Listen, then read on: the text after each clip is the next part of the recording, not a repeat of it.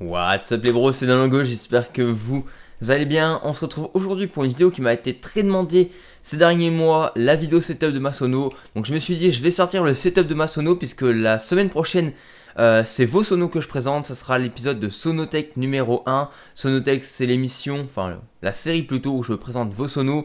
En parlant de ça, ça sert plus à rien de m'envoyer vos sonos puisque ça y est, j'ai choisi mes sonos. Donc voilà, l'épisode numéro 1 sortira la semaine prochaine. Aujourd'hui, on se retrouve pour la présentation de ma sono. Donc sans plus tarder, on est parti. Et sur ce, je vous souhaite un bon visionnage.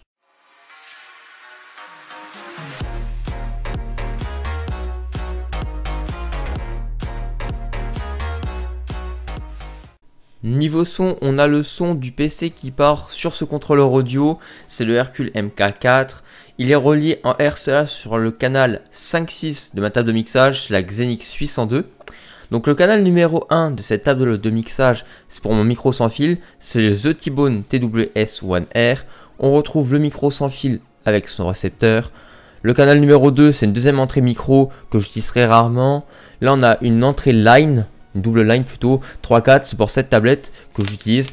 Après on y reviendra un peu plus en détail sur cette tablette.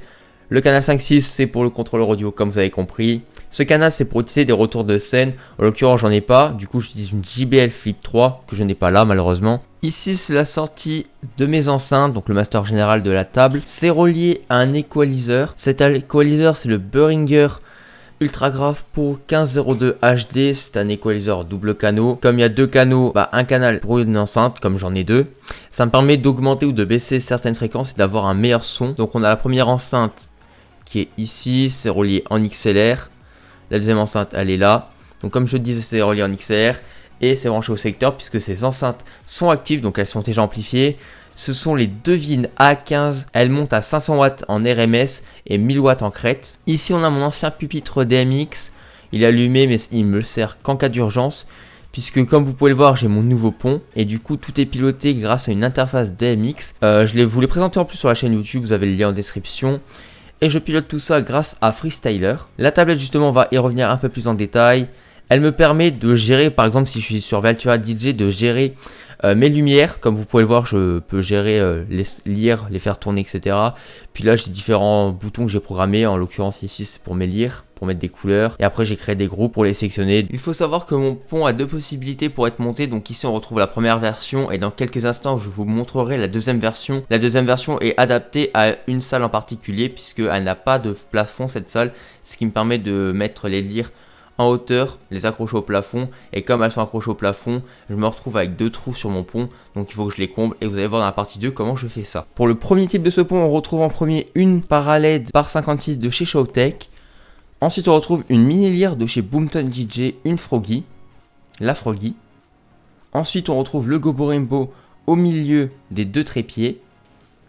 Ensuite on retrouve la deuxième mini lyre, la Froggy de chez Boomton DJ toujours.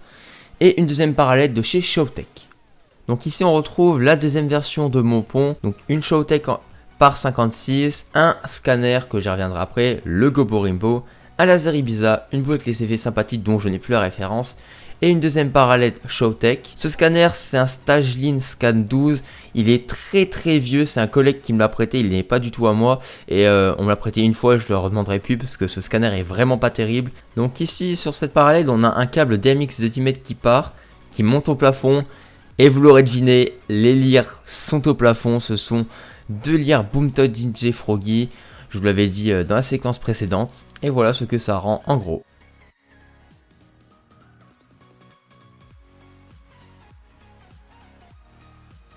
Ensuite niveau rangement j'ai deux caisses noires, donc une avec tous les câbles DMX, XLR vers jack, etc.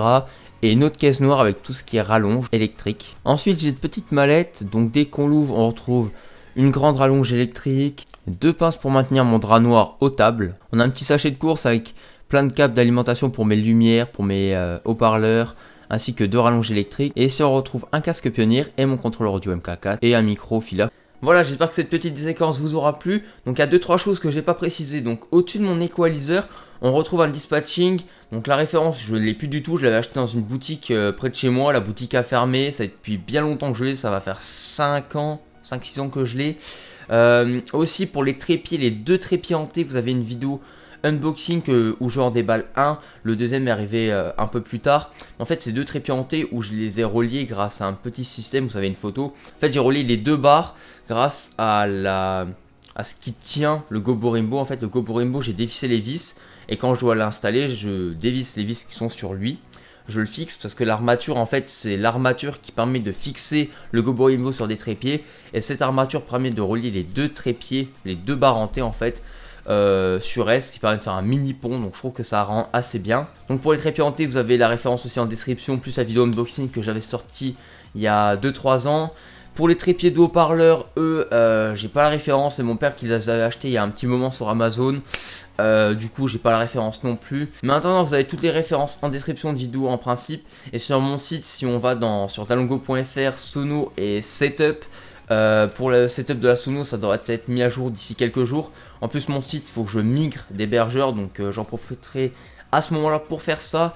En tout cas, j'espère vraiment que cette vidéo vous aura plu. N'hésitez pas à la like, la commenter et la partager. Si j'ai oublié de mettre une référence dans la description ou qu'il y a quelque chose qui vous intéresse et que j'ai pas forcément parlé dans la vidéo, n'hésitez pas à mettre un commentaire dans la case commentaire. C'était Talongo, j'espère que cette vidéo vous aura plu. N'hésitez pas à la like, la commenter et la partager. C'était Talongo, à la forme. Ciao tout le monde.